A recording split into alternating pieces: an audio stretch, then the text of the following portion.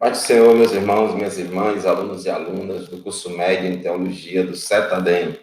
Graças a Deus pela oportunidade que temos de estudar a 10ª e última lição da nossa disciplina, a última disciplina a ser estudada pelo curso médio em Teologia do CETADEM, neste ano de 2020, a disciplina de Soteriologia, a doutrina da salvação.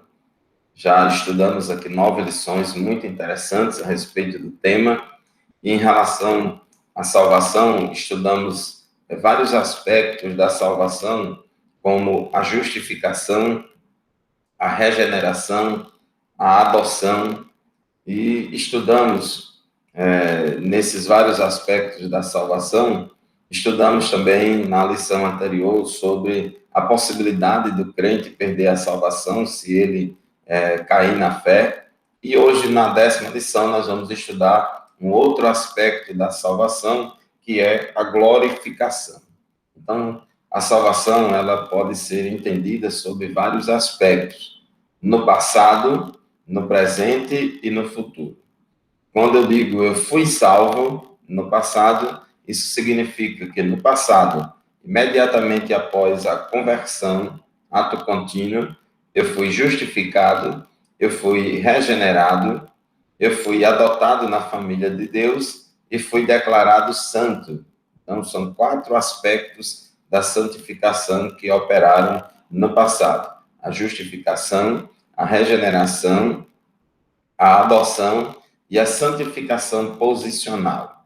No presente, eu posso dizer, eu sou salvo porque eu vivo em santificação. Eu estou no processo de santificação progressiva, porque este aspecto da salvação, denominado de santificação, ele é subdividido em 2 facetas: a santificação posicional, que é uma declaração de Deus de que agora nós somos santos, e a santificação progressiva, que é um processo contínuo do trabalhar de Deus na nossa vida para imprimir em nós o caráter de Cristo. A santificação progressiva vai estar acontecendo na nossa vida até o dia do nosso arrebatamento para o céu, ou até o dia em que a gente vier a falecer. Então, eu posso dizer que eu sou santo no presente, porque eu vivo no processo de santificação, mas a salvação também tem um aspecto futuro. Eu posso dizer, eu serei salvo. E esse aspecto futuro da salvação, nós chamamos de glorificação. Então, a glorificação é o assunto da nossa lição de hoje, a 10ª lição, a respeito dessa glorificação. Romanos capítulo 13, versículo 1, Paulo disse que a nossa salvação está agora mais perto de nós do que quando abraçamos a fé, ou do que quando no princípio cremos. Mas como é que é isso? Se a salvação está mais perto de nós agora do que no princípio, então quer dizer que eu não sou salvo? É justamente esse aspecto futuro da salvação, que é a glorificação que Paulo está falando aqui nesse versículo. Então, nós precisamos entender a salvação nesses aspectos passado, presente e futuro. Então, nessa lição de hoje, sobre a glorificação, é uma lição de 4 textos. No primeiro texto da nossa lição, texto 1, a promessa da confiança. Então, meus irmãos, o que vem a ser, então, a glorificação do crente? O nosso comentarista aqui no livro, ele define a glorificação é o ato culminante da obra redentora de Deus no homem. Quando for glorificado, o crente será moralmente perfeito. Nós fomos salvos, nascemos de novo, fomos regenerados, mas ainda temos a natureza carnal e pecaminosa dentro de nós e ainda estamos sujeitos a pecar. Mas quando a gente for glorificado, quando partirmos para a glória, nós receberemos um corpo glorioso, um corpo glorificado. Nós teremos herdado a herança eterna de Deus e também recebido como promessa o louvor da parte de Deus e uma posição no céu de acordo com a nossa fidelidade na terra. Então, a glorificação é esse aspecto futuro da salvação. E a glorificação do crente está inseparavelmente vinculada à vinda de Cristo e à revelação da plenitude da sua glória. Esse aspecto futuro está muito vinculado, está inseparável da vinda de Cristo e da revelação da plenitude da sua glória, que vai acontecer no plano escatológico. Então, irmãos, não é correto dizer que o crente que morreu é que já foi glorificado ou que já recebeu seu galardão. É verdade que quando um crente morre,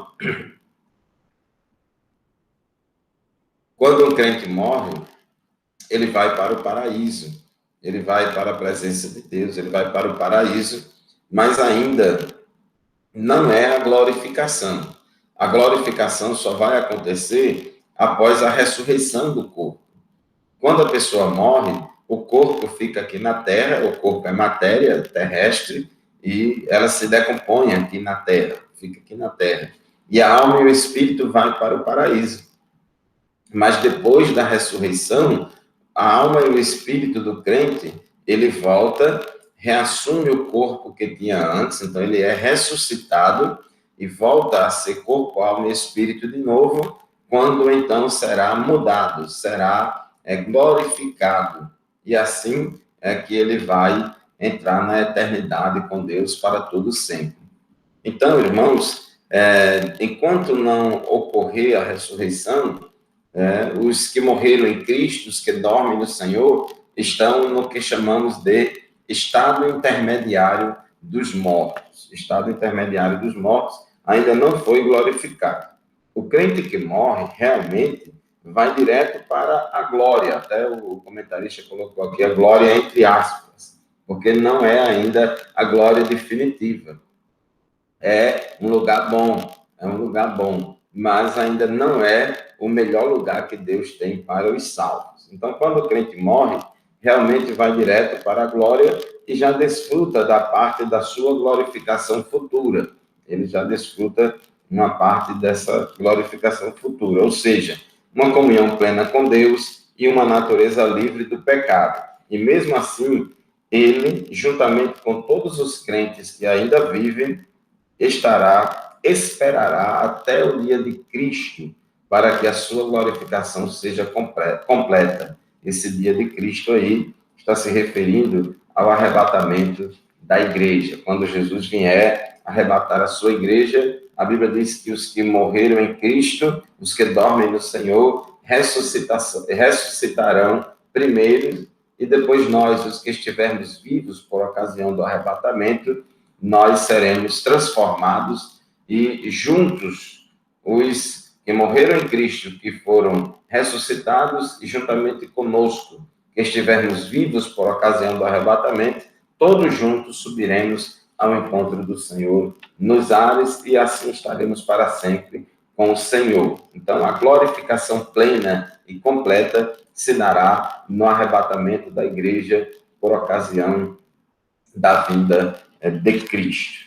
1 João capítulo 3, versículo 2, João diz: Amados, agora somos filhos de Deus e ainda não se manifestou o que haveremos de ser. Sabemos que, quando ele se manifestar, olha, está se referindo à manifestação de Cristo, à vinda de Cristo.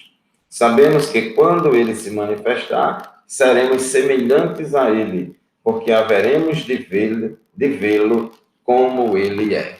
Então, essa promessa futura que Deus tem para o crente, ela está vinculada à vinda de Jesus. Somente no arrebatamento da igreja é que nós seremos transformados, receberemos um corpo glorioso e estaremos no céu, na presença do Senhor. Texto 2 da nossa lição fala justamente sobre essa questão do corpo imortal, dessa glorificação do corpo. Muitas vezes, irmãos, nós desprezamos a importância do corpo. Mas a Bíblia, ela dá uma importância tão grande ao corpo que ele vai fazer parte do futuro, da glorificação do crente. Não pense que o estado intermediário dos mortos, como acontece hoje, já é uma coisa definitiva, que não é. Nós somos seres humanos, pessoas humanas, espírito, alma e corpo. Não pense você que o nosso corpo não vale nada, não pense você que o pecado está no corpo, que o pecado não está no corpo. O pecado está na nossa natureza humana, pecaminosa, carnal, que usa o corpo, a alma e o espírito para pecar. Então, Deus tem planos para o nosso corpo. Por isso que quando uma pessoa morre, ela vai para o paraíso. Quando um crente morre, vai para o paraíso, a alma e o espírito, e o corpo fica aqui na terra. Mas a alma e o espírito, desencarnados, né, lá no paraíso, lá na condição que chamamos de estado intermediário dos mortos, não, o paraíso não é o lugar definitivo. Essa alma e esse espírito desencarnados, que estão lá no paraíso, ela vai descer e vai reassumir o corpo que tinha antes e volta a ser pessoa humana completa, corpo, alma e espírito. Então ela volta, por isso que vai haver a ressurreição dos mortos. Vai ressuscitar, e quando ressuscita e volta a ser de novo corpo, alma e espírito, imediatamente, ato contínuo, instantaneamente vai haver uma transformação, vai haver a glorificação do nosso corpo. E assim a gente vai ser arrebatado. A gente vai para o céu e vamos para o céu, corpo, alma e espírito, porém, corpo, alma e espírito glorificado. Nós vamos ler aqui 1 Coríntios, capítulo 15, que é o capítulo da ressurreição. Tem vários versículos que falam sobre essa questão do corpo. 1 Coríntios, capítulo 15, versículo 40, 44, abra aí a sua Bíblia. 1 Coríntios, capítulo 15, versículos 40 até o 44, que diz assim: há corpos celestes e há também corpos terrestres, mas o esplendor dos corpos celestes é um e o dos corpos terrestres é outro. Observe, há corpos terrestres e há corpos celestes. O nosso corpo aqui, de agora, é um corpo terrestre. Mas quando a gente ressuscitar, então nós receberemos um corpo celeste. Versículo 41. Um é o esplendor do sol, outro o da lua, e outro o das estrelas. E as estrelas diferem em esplendor umas das outras. Assim será com a ressurreição dos mortos. O corpo que é semeado é perecível e ressuscita imperecível. O corpo que é semeado está se referindo ao corpo que desce à sepultura, o corpo que é enterrado na terra. É perecível, ele perece, ele se decompõe. Como diz o ditado popular, a terra come a carne, a matéria. Né? Então ele diz, o corpo que é semeado é perecível, mas ele ressuscita imperecível. Quando a gente ressuscitar, vamos ressuscitar com um corpo glorioso, semelhante ao que ocorreu com Jesus. É semeado em desonra e ressuscita em glória. É semeado em fraqueza e ressuscita em poder. É semeado um corpo natural e ressuscita um corpo espiritual. Um corpo espiritual é um corpo que não mais estará sujeito à morte, um corpo que não estará mais sujeito à dor, um corpo que não estará mais sujeito às doenças, mas vai ser um corpo espiritual, um corpo glorioso, adaptado a viver eternamente no céu, na presença de Deus. Se há corpo natural, há também corpo espiritual. Então, a Bíblia diz, se há corpo natural, há também corpo espiritual. Versículo 50, 1 Coríntios 15, 50. Irmãos, eu lhes declaro que carne e sangue não podem herdar o reino de Deus, nem o que é perecível pode herdar o imperecível. Então, está, em outras palavras, dizendo que esse corpo natural, esse corpo mortal, material que nós temos, que é daqui da Terra, ele não vai entrar no céu. Ele vai ter que passar por um processo de transformação e de glorificação, transformando-se de corpo natural para corpo espiritual, para poder entrar no céu. Como diz, versículo 51, eis que eu lhes digo um mistério, nem todos dormiremos, mas todos seremos transformados. Nem todos os crentes vão morrer, nem todos os crentes vão morrer, mas todos serão transformados. Por quê? Como Paulo ensinou lá em 1 Tessalonicenses, que por ocasião do arrebatamento, os que morreram em Cristo ressuscitarão primeiro, e depois nós, os que estivermos vivos por ocasião do arrebatamento, seremos transformados e arrebatados, juntamente com os que morreram em Cristo, recém-ressuscitados, e vamos todos ir para a glória. Então ele diz, nem todos dormiremos, mas todos seremos transformados. No momento, olha só, irmãos, versículo 52, no momento, ou seja, num átomo, na menor fração de tempo possível, no momento, num abrir e fechar de olhos, ao som da última trombeta, pois a trombeta soará, os mortos ressuscitarão incorruptíveis e nós seremos transformados. Observe, os mortos ressuscitarão incorruptíveis e nós, que estivermos vivos por ocasião do arrebatamento da igreja, nós seremos transformados. Pois é necessário que aquilo que é corruptível se revista da incorruptibilidade e aquilo que é mortal se revista da imortalidade. Quando, porém, o que é corruptível se revestir da incorruptibilidade e o que é mortal de imortalidade, então se cumprirá a palavra que está escrita: a morte foi destruída pela vitória. Então, observe aí que Deus tem muitos planos para nós em relação ao corpo. Não podemos eliminar o corpo do todo o plano futuro de Deus para nós. Essa ideia platônica antiga de que o importante é a alma e o espírito e o corpo não vale nada, a matéria é inerentemente má, que a matéria é pecaminosa, não é bem assim. Se fosse assim, Jesus não teria se feito carne e habitado entre nós. Jesus também tinha um corpo humano. Mas esse corpo humano, perecível, mortal, sujeito a doenças, ele vai, por ocasião do arrebatamento da igreja, por ocasião da ressurreição, ele vai ser transformado em um corpo espiritual, em um corpo incorruptível, capaz de viver para sempre na glória, na presença do Senhor.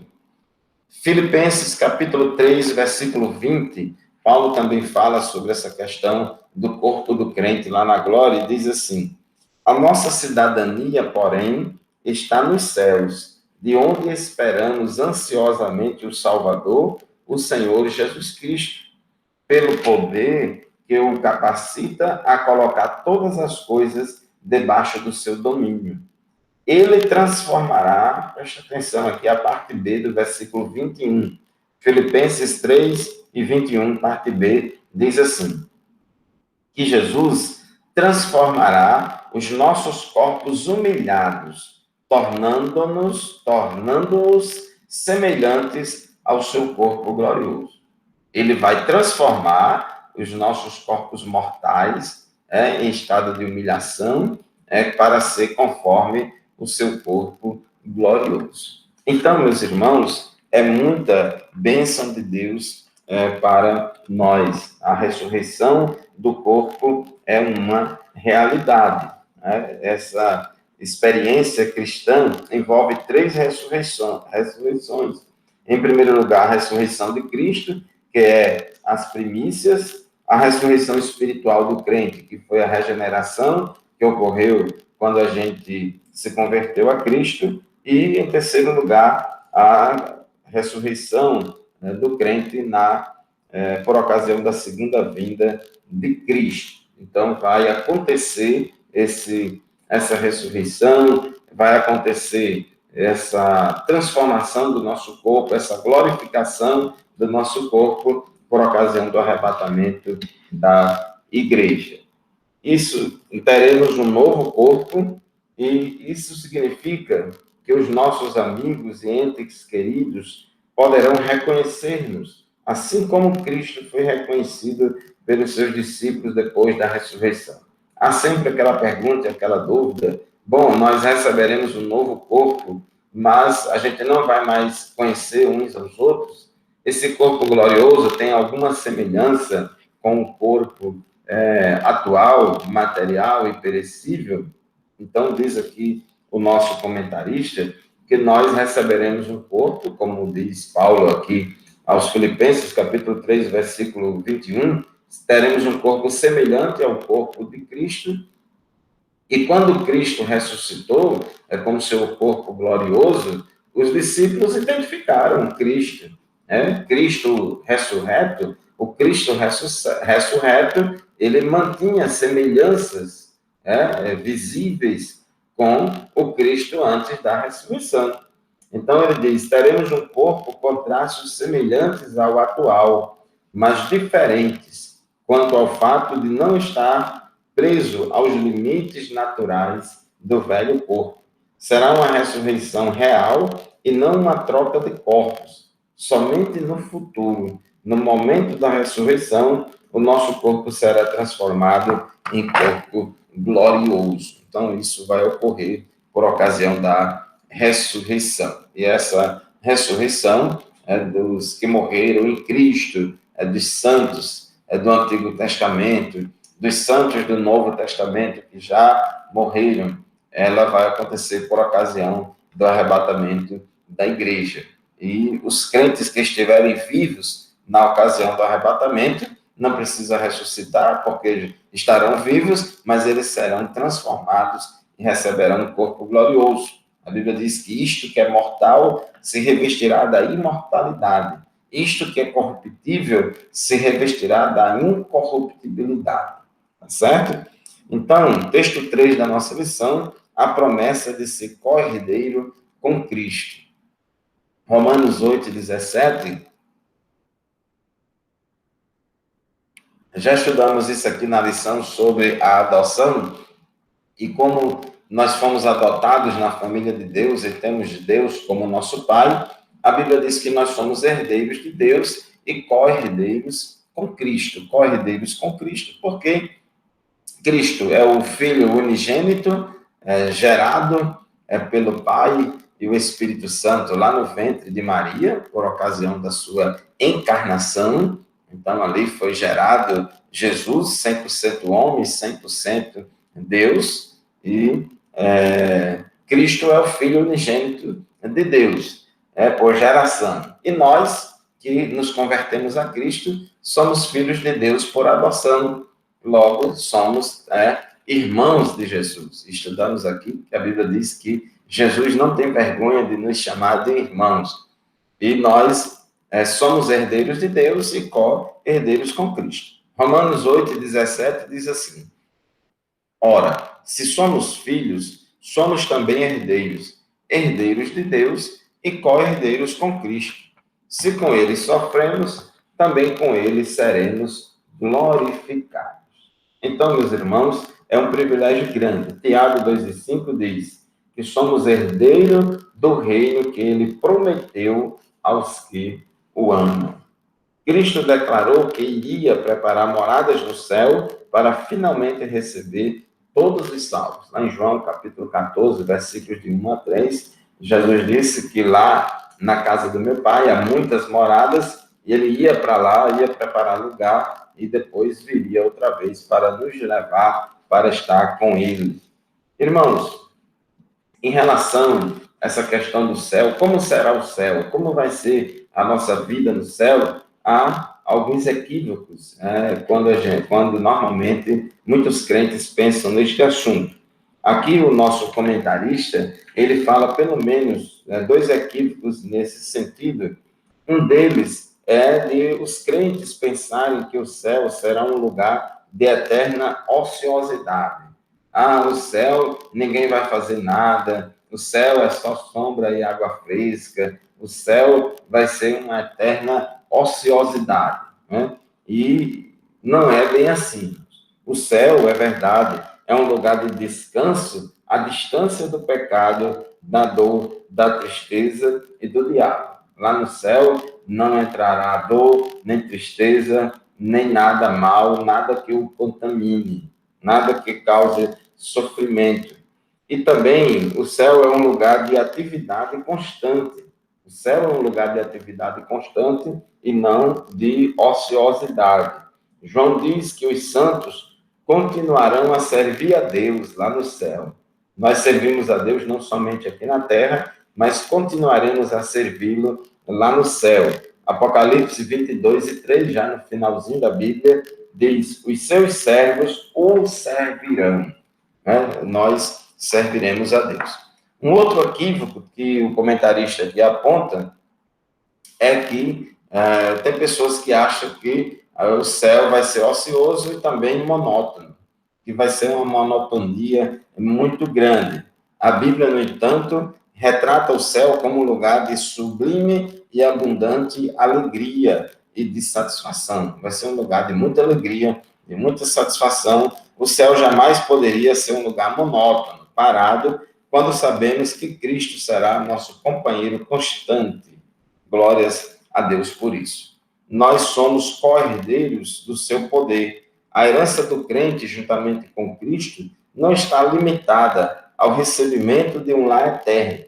Inclui também a participação na autoridade e no poder de Cristo. Apocalipse 3:21, Jesus disse assim: ao vencedor, dar-lhe-ei sentar-se comigo no meu trono, assim como também eu venci e me assentei com meu Pai no seu trono. Então, são promessas de Cristo para nós. Segundo as Tessalonicenses, capítulo 2, versículo 12. E perseveramos também com ele reinaremos. Nós vamos reinar com Cristo. O crente reinará com Cristo sobre os homens durante o milênio e sobre os anjos na eternidade. Olha só, irmãos, que privilégio Deus deu aos homens. Vamos reinar com Cristo durante o milênio aqui na terra, durante o reino milenial de Jesus aqui na terra, vamos reinar com ele. Mas depois do milênio, na eternidade, no estado perfeito de glória, eterno de glória, nós vamos reinar com Cristo sobre os anjos. Apocalipse, capítulo 20, versículo 6, diz: serão sacerdotes de Deus e de Cristo e reinarão com ele os 1000 anos. Isso vai acontecer na terra. Apocalipse 22:5. Porque o Senhor Deus brilhará sobre eles e reinarão pelos séculos dos séculos. Ou seja, nós vamos reinar eternamente, para sempre, participar do reino de Cristo. É o reino que não tem fim. 1 Coríntios 6, 2 e 3. Ou não sabeis que os santos hão de julgar o mundo? Não sabeis que havemos de julgar os próprios anjos? Então, nós vamos julgar os próprios anjos. Somos co-herdeiros do seu poder e também somos co-herdeiros da sua glória. Assim como Cristo está glorificado, assim também todos os crentes compartilharão da sua glória. Então, irmãos, ainda tem muita coisa boa para Deus revelar para nós, para Deus nos dar. Por isso que João disse: amados, agora nós somos filhos de Deus, mas ainda não é manifestado o que haveremos de ser. Então, agora somos filhos de Deus e ainda não se manifestou o que haveremos de ser. Sabemos que quando ele se manifestar, seremos semelhantes a ele, porque haveremos de vê-lo como ele é. Então, a glorificação ainda reserva muita coisa boa, muitas bênçãos para o crente. O texto 4 da nossa lição de hoje, o último texto da nossa lição, fala sobre os galardões. Galardão significa recompensa. Galardão significa recompensa. A Bíblia diz que todos nós, crentes, compareceremos diante do tribunal de Cristo. Teremos nossas obras julgadas. É importante, irmãos, que a gente faça uma distinção entre o julgamento do crente e o juízo do grande trono branco, que é o juízo final dos ímpios. São coisas diferentes.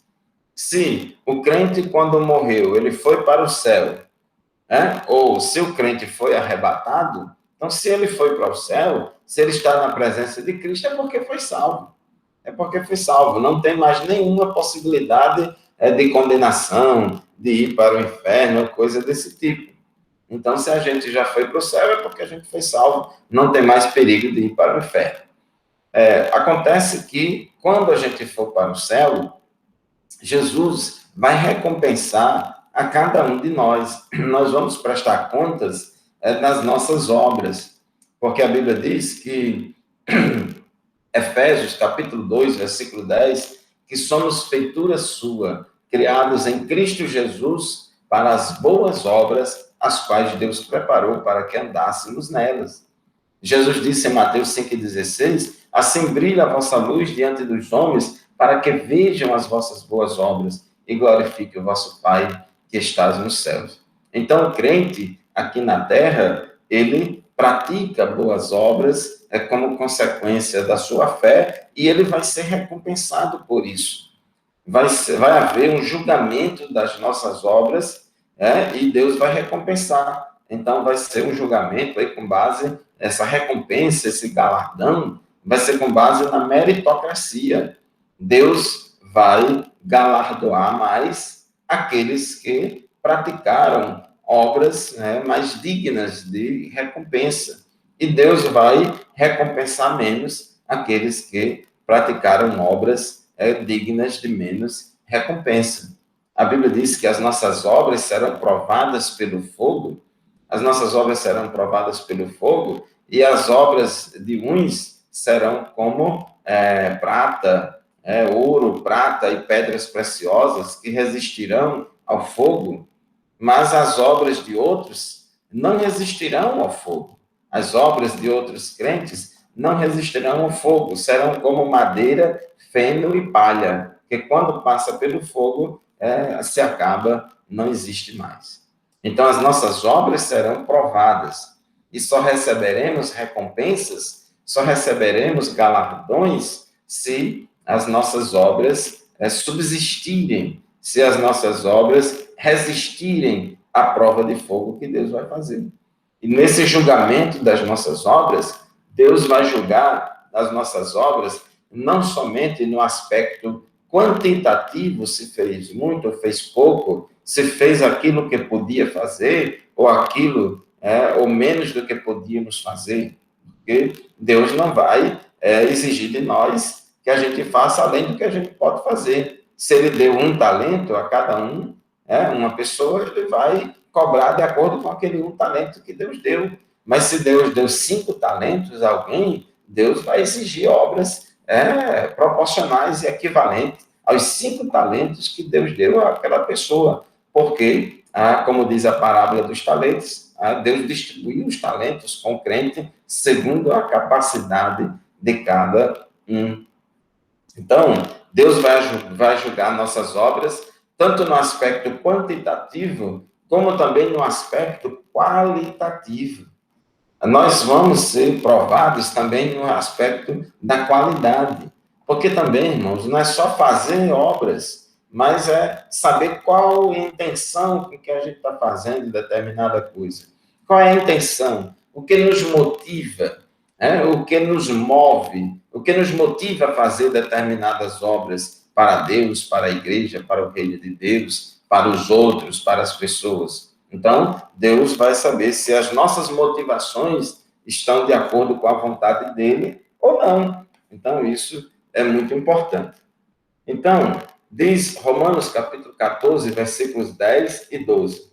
Pois todos havemos de comparecer ante o tribunal de Cristo, de maneira que cada um de nós dará conta de si mesmo a Deus. Então, todos nós, sem exceção, todos os crentes comparecerão ante o tribunal de Cristo. Repito, esse tribunal de Cristo não é para julgar se você vai para o céu ou vai para o inferno, não.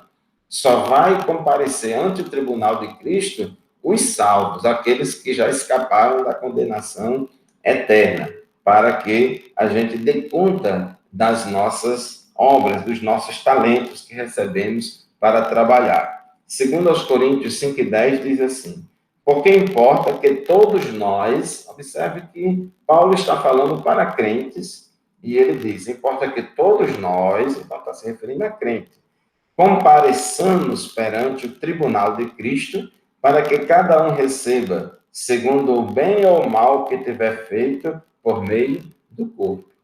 Então, para que a gente receba o galardão, a recompensa, segundo aquilo que a gente fez por meio do corpo, ou seja, quando a gente estava aqui na terra, antes da nossa morte ou do nosso arrebatamento.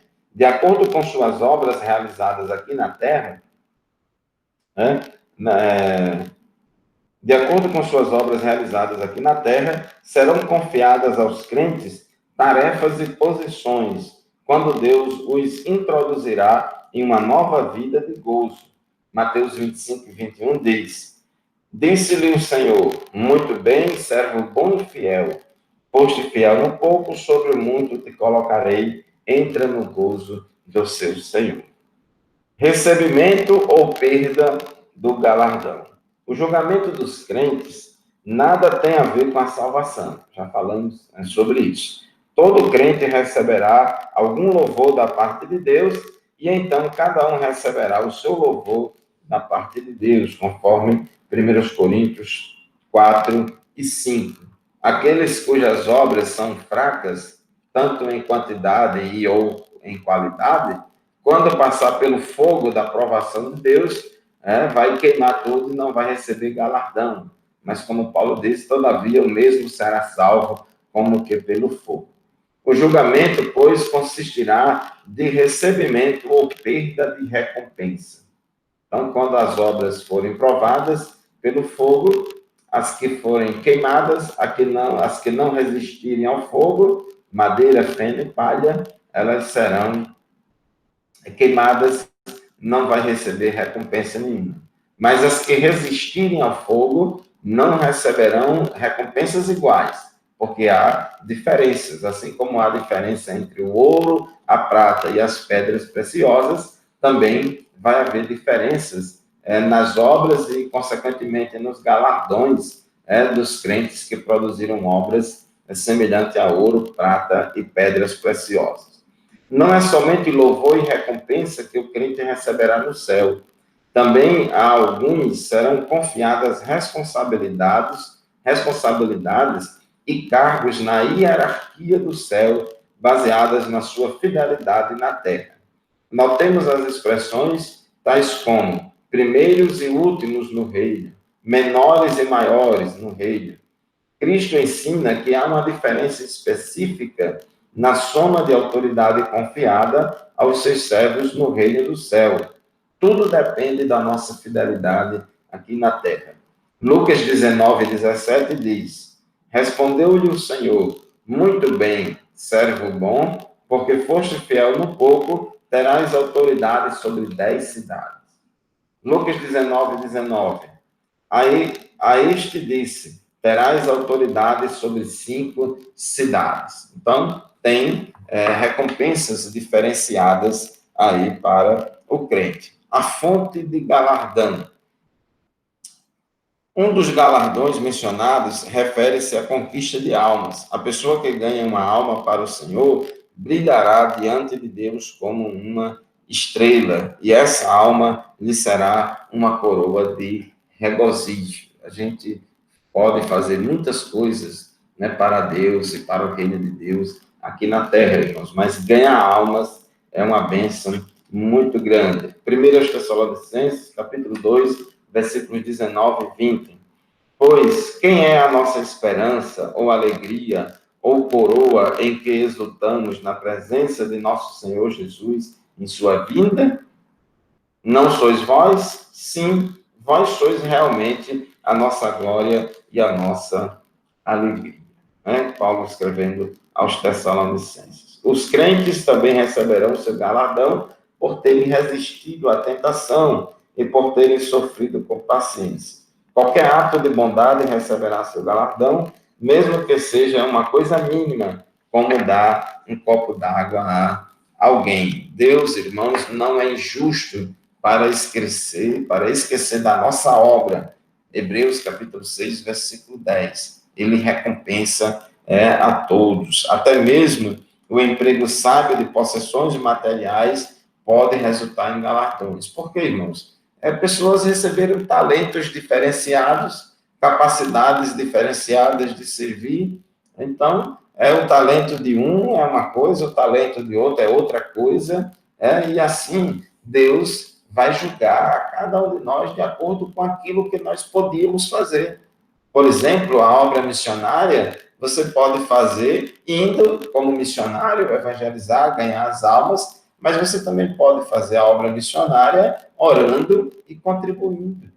Então, nós fazemos a obra de Deus, irmãos, de diferentes maneiras. Uns exercem trabalho material na obra de Deus, outros exercem um trabalho mais espiritual, uns servem no louvor, outros servem na pregação, outros servem no ensino, outros servem na administração. Lembra dos dons ministeriais? Dons de animar, dons de ensinar, dom de mestre, dom de evangelista, dom de profeta, dom de apóstolo, dom de pastor.